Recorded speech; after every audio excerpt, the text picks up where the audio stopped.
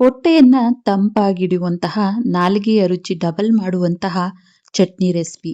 Hi hello ಎಲ್ಲರಿಗೂ ನಮಸ್ಕಾರ. ಜ್ಯೋತಿ ಪಾಕಶಾಲೆಗೆ ತಮ್ಮೆಲ್ಲರಿಗೂ ಸ್ವಾಗತ. ಈ ದಿನದ ವಿಡಿಯೋದಲ್ಲಿ ನಾನು ಸಿಂಪಲ್ ಆಗಿ ರುಚಿಕರವಾಗಿರುವಂತಹ ಸಾಂಬಾರ್ ಸೌತೆಕಾಯಿ ಚಟ್ನಿ ಯಾವ ರೀತಿ ಮಾಡೋದು ಅಂತ ನಿಮ್ಮೊಂದಿಗೆ ಶೇರ್ ಮಾಡ್ಕೊಳ್ತಾ ಇದ್ದೇನೆ. ದಿಢೀರಂತ 5 ನಿಮಿಷದಲ್ಲೇ ಈ ಚಟ್ನಿ ರೆಸಿಪಿಯನ್ನ ಮಾಡ್ಕೊಳ್ಬಹುದು. ತುಂಬಾನೇ ರುಚಿಯಾಗಿರುತ್ತೆ. ಬನ್ನಿ ಈ ಸಿಂಪಲ್ ಆಗಿರುವಂತಹ ರುಚಿಕರವಾಗಿರುವಂತಹ ಸಾಂಬಾರ್ ಸೌತೆಕಾಯಿ ಚಟ್ನಿ ಯಾವ ರೀತಿ ಮಾಡೋದು ಅಂತ ನೋಡೋಣ. ಅದಕ್ಕಿಂತ ಮುಂಚೆ ಹೊಸದಾಗಿ ನಮ್ಮ ಕುಕಿಂಗ್ ವಿಡಿಯೋಸ್ನ ನೋಡ್ತಿದ್ದಲ್ಲಿ ಪ್ಲೀಸ್ ಸಬ್ಸ್ಕ್ರೈಬ್ ಮಾಡ್ಕೊಳ್ಳಿ.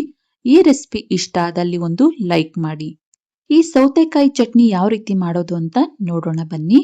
ಮೊದಲಿಗೆ ನಾನಿಲ್ಲಿ ಈ ರೀತಿಯಾದಂತಹ ಸಾಂಬಾರ್ ಸೌತೆಕಾಯಿನ ತೆಗೆದುಕೊಂಡಿದ್ದೇನೆ.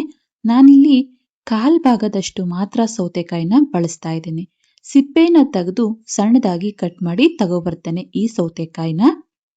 ಅನಂತರ ನಾನಿಲ್ಲಿ ಗ್ಯಾಸ್ ಮೇಲೆ ಬಾಣಲೆನ ಇಟ್ಟು ಗ್ಯಾಸ್ ಅನ್ನ ಹಚ್ತೇನೆ. ಬಾಣಲೆಗೆ ಸ್ವಲ್ಪ ಎಣ್ಣೆನ ಸೇರಿಸ್ತೇನೆ. ಎಣ್ಣೆ ಲೈಟ್ ಆಗಿ ಬಿಸಿಯಾಗಿದ್ದೇನೆ. ಇದಕ್ಕೆ 1 ಹಿಡಿ ಆಗುವಷ್ಟು ಕರಿಬೇವನ್ನ ಸೇರಿಸ್ತಾ ಇದ್ದೇನೆ. ಅನಂತರ ಒಂದು 8 ರಿಂದ 10 ಆಗುವಷ್ಟು ಹಸಿಮೆಣಸಿನಕಾಯಿನ ಮುರಿದು ಇದಕ್ಕೆ ಸೇರಿಸ್ತಾ ಇದ್ದೇನೆ. ಈ ಕರಿಬೇವು ಹಾಗೂ ಹಸಿಮೆಣಸಿನಕಾಯಿನ ಚೆನ್ನಾಗಿ ನಾವು ಫ್ರೈ ಮಾಡ್ಕೊಳ್ಬೇಕು. ನೋಡಿ ನಾನಿಲ್ಲಿ ತೋರಿಸ್ತಾ ಇದ್ದೇನೆ. ಹಸಿಮೆಣಸಿನಕಾಯಿ ಕಲರ್ ಚೇಂಜ್ ಆಗ್ಬೇಕು, ಕರಿಬೇವು ಲೈಟ್ ಆಗಿ ಗರಿ ಗರಿ ಆಗ್ಬೇಕು. ಅಲ್ಲಿವರೆಗೂ ನಾವು ಫ್ರೈ ಮಾಡ್ಕೊಳ್ಬೇಕಾಗುತ್ತೆ. ಈಗ ಗ್ಯಾಸ್ ಅನ್ನ ಆಫ್ ಮಾಡಿ ಇದನ್ನ ಸೈಡ್ಗೆ ತೆಗೆದಿಟ್ಟು ಫುಲ್ ತಣ್ಣಗಾಗ್ಲಿಕ್ಕೆ ಬಿಡ್ತೇನೆ.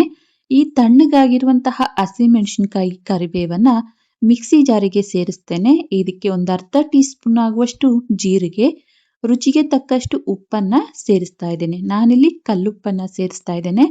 ಹಾಗೇನೆ ಇದಕ್ಕೆ ಹುಣಸೆ ಹಣ್ಣನ್ನ ಸೇರಿಸ್ತಾ ಇದ್ದೇನೆ. ಹುಳಿಗೆ ಅಂತ ಸ್ವಲ್ಪ ಹುಣಸೆ ಹಣ್ಣನ್ನು ಸಹ ಸೇರಿಸ್ತೇನೆ.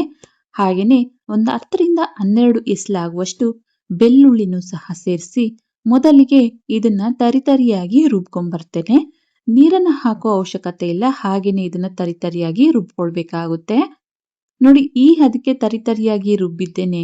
ಇದಕ್ಕೆ ಸ್ವಲ್ಪ ಕೊತ್ತಂಬರಿ ಸೊಪ್ಪನ್ನ ಸೇರಿಸಿ ಅನಂತರ ಸಿಪ್ಪೆನ ತೆಗೆದು ಕಟ್ ಮಾಡಿಟ್ಟಂತಹ 1/4 ಭಾಗದಷ್ಟು ಈ ಸಾಂಬಾರ್ ಸೌತೆಕಾಯಿನೂ ಸಹ ಮಿಕ್ಸಿ ಜಾರಿಗೆ ಸೇರಿಸ್ತಾ ಇದ್ದೇನೆ. ಸಾಂಬಾರ್ ಸೌತೆಕಾಯಿನೂ ಸಹ ಸೇರಿಸಿ ಇದನ್ನ ಪಲ್ಸ್ ಮೋಡಲ್ಲಿ ಆನ್ ಅಂಡ್ ಆಫ್ ಮಾಡ್ತಾ ನಾವು ರುಬ್ಕೊಳ್ಬೇಕು. ಜಾಸ್ತಿ ನುಣ್ಣಗೆ ರುಬ್ದೇನೆ ಸ್ವಲ್ಪ ತರಿ ಇರೋ ರೀತಿ ಈ ಚಟ್ನಿಯನ್ನ ನಾವು ರುಬ್ಕೊಳ್ಬೇಕಾಗುತ್ತೆ. ಹಾಗೇನೆ ನಾವು ಇಲ್ಲಿ ಸೌತೆಕಾಯಿನ ಬಳಸಬೇಕಾದ್ರೆ ಒಂದು ಪೀಸ್ ಅನ್ನ ಬಾಯಿಗೆ ಹಾಕೊಂಡು ರುಚಿ ನೋಡಿ ನಾವು ಈ ಸೌತೆಕಾಯಿನ ಬಳಸಬೇಕಾಗುತ್ತೆ. ಈ ಸೌತೆಕಾಯಿಲಿ ಒಂದೊಂದು ಕಹಿ ಇರುತ್ತೆ. ಹಾಗಾಗಿ ಒಮ್ಮೆ ಈ ಸೌತೆಕಾಯಿನ ನೋಡಿ ನಾವು ಬಳಸಬೇಕು. ಇಲ್ಲ ಅಂದಲ್ಲಿ ಚಟ್ನಿ ಟೇಸ್ಟೇ ಹಾಳಾಗೋಗುತ್ತೆ. ಇದನ್ನ ತರಿತರಿಯಾಗಿ ರುಬ್ಕೊಳ್ಬೇಕು. ಒಮ್ಮೆಲೆ ಇದನ್ನ ನುಣ್ಣಗೆ ರುಬ್ದೇನೆ ನಾನಿಲ್ಲಿ ತೋರಿಸ್ತಾ ಇದ್ದೇನೆ. ನೋಡ್ಬೋದು ಈ ರೀತಿ ತರಿತರಿಯಾಗಿ ಇರೋ ರೀತಿ ನಾವು ರುಬ್ಕೊಳ್ಬೇಕು. ನೀರನ್ನ ಹಾಕ್ತೇನೆ ನಾವು ಈ ಚಟ್ನಿನ ರುಬ್ಕೊಳ್ಬೇಕಾಗುತ್ತೆ.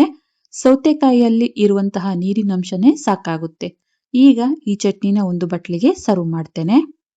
ನೋಡ್ಬೋದು ದಿಢೀರಾಗಿ ತುಂಬಾನೇ ರುಚಿಕರವಾಗಿರುವಂತಹ ಸಾಂಬಾರ್ ಸೌತೆಕಾಯಿಯ ಚಟ್ನಿ ಮಾಡುವ ವಿಧಾನ.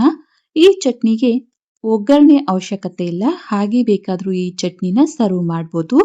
ತುಂಬಾನೇ ರುಚಿಯಾಗಿರುತ್ತೆ. ನಾನಿಲ್ಲಿ ಅನ್ನದ ಜೊತೆಗೆ ಈ ಸಾಂಬಾರ್ ಸೌತೆಕಾಯಿಯ ಚಟ್ನಿಯನ್ನ ಸರ್ವ್ ಮಾಡ್ತಾ ಇದ್ದೇನೆ. ಅನ್ನಕ್ಕೆ ಅಂತಲ್ಲ, ಚಪಾತಿ ರೊಟ್ಟಿಗೆಲ್ಲ ಈ ಚಟ್ನಿ ತುಂಬಾನೇ ರುಚಿಯಾಗಿರುತ್ತೆ. ಈ ಸಾಂಬಾರ್ ಸೌತೆಕಾಯಿ ಚಟ್ನಿ ರೆಸಿಪಿ ನಿಮಗೆ ಇಷ್ಟ ಆಗಿದೆ ಅನ್ಕೊಳ್ತೇನೆ. ಇಷ್ಟ ಆದಲ್ಲಿ ಈ ವಿಡಿಯೋಗೊಂದು ಲೈಕ್ ಮಾಡಿ. ಇನ್ನು ಯಾರೆಲ್ಲ ಸಬ್ಸ್ಕ್ರೈಬ್ ಮಾಡ್ಕೊಳ್ದೆ ವಿಡಿಯೋನ ನೋಡ್ತಿದ್ದಲ್ಲಿ ಪ್ಲೀಸ್ ಸಬ್ಸ್ಕ್ರೈಬ್ ಮಾಡ್ಕೊಳ್ಳಿ.